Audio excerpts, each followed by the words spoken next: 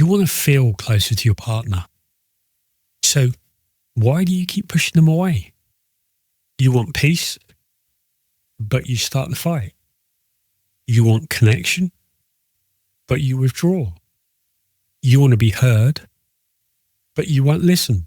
It's not because you don't care. It's because your operating system is running a code that you didn't write. Code that was installed by your parents, by culture, by early relationships, survival strategies that you learned as a kid. And it runs automatically, especially when pressure rises. When you most need closeness, code creates distance. In the last videos, we talked about something that's building to this. When pressure exceeds capacity, you fracture. It's just physics. And when fracture combines with power, it becomes tyranny. That's a pattern. In this video, we're going to talk about the next stage, because that fracture isn't just a breakdown. It's a moment of revelation. It's a moment when you open up the hood and you're able to see the code that you're running.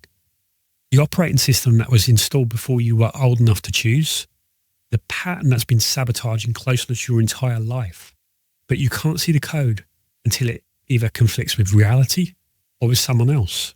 You can't choose who you're going to be until you're able to see what's running underneath the hood. Rupture shows you who you were. Repair is where you choose who you become. This is the path from mechanical behavior to conscious choice, from running the default code to writing your own code. It's from the instinctive tyrant operating system to the evolved Unifier operating system. It's from pushing away to pulling closer. This video is about how that happens. During a rupture is when you suddenly able to see your patterns. Why did I just say that? That's not who I want to be. It's my mum's voice. That's my dad's reaction. That's the scared 7-year-old me. Where did that come from? I don't actually believe that. I don't even want to win if this is the way I have to do it. This isn't about the dishes at all. This is about feeling unheard as a child. The rupture is the moment when you get to see the code that you're running. In the other video, I talked about how last summer Michelle and I went to Egypt.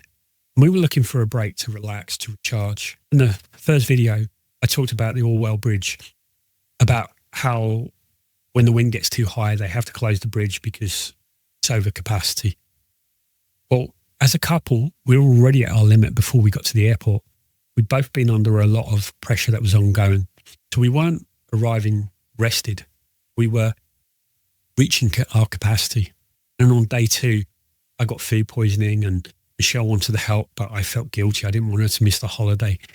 But we were in a culture and a place where as a woman, she didn't feel comfortable and free to move about alone. So that was the tipping point, the gust of wind that closed the bridge. We fractured, we fought, we sulked, we barely spoke. Two people who love each other with time to relax, but our capacity was gone. And what shocked me the most was, I teach this, I know the tools, but knowledge doesn't stop mechanics. When your capacity is gone, you don't get your best self, you get your instinctive default self.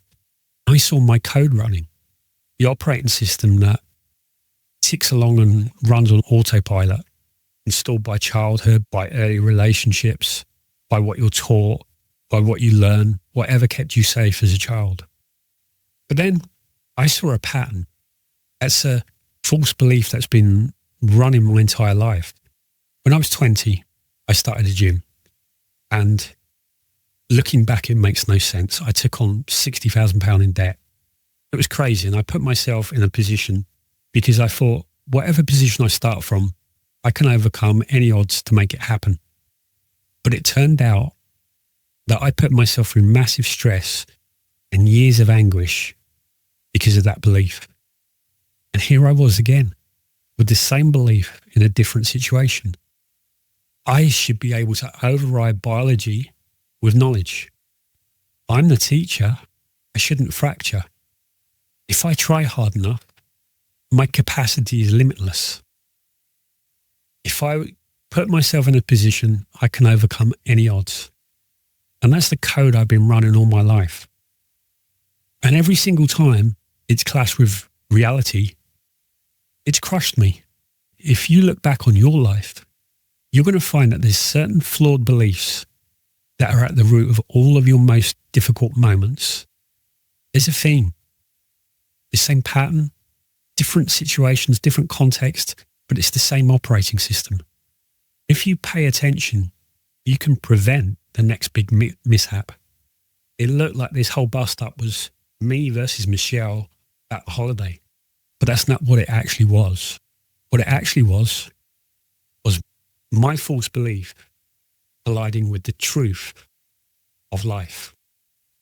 My false belief was, if I'm in a position, I can overcome any odds. And the truth is, biology beats willpower once capacity is gone. The friction wasn't between me and Michelle.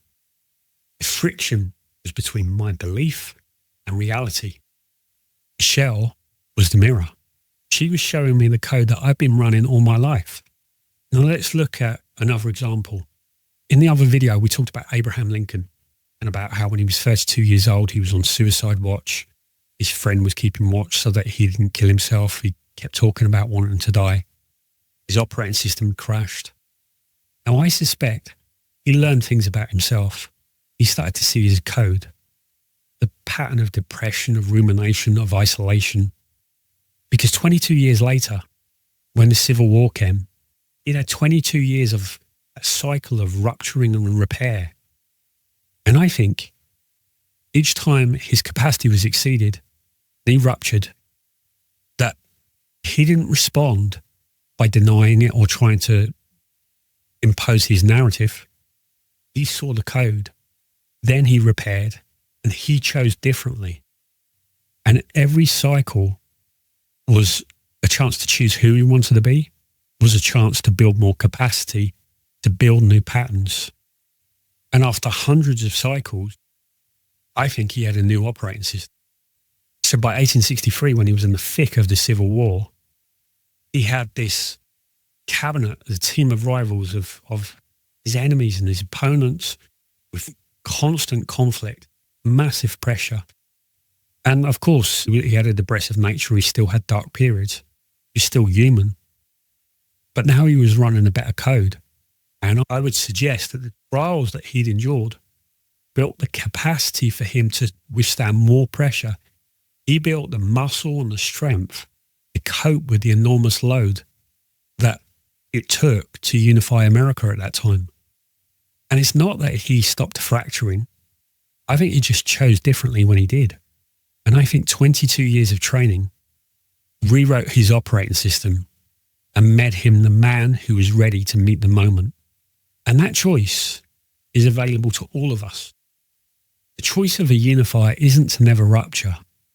It's to grow from our ruptures and to evolve into the person that we choose to be.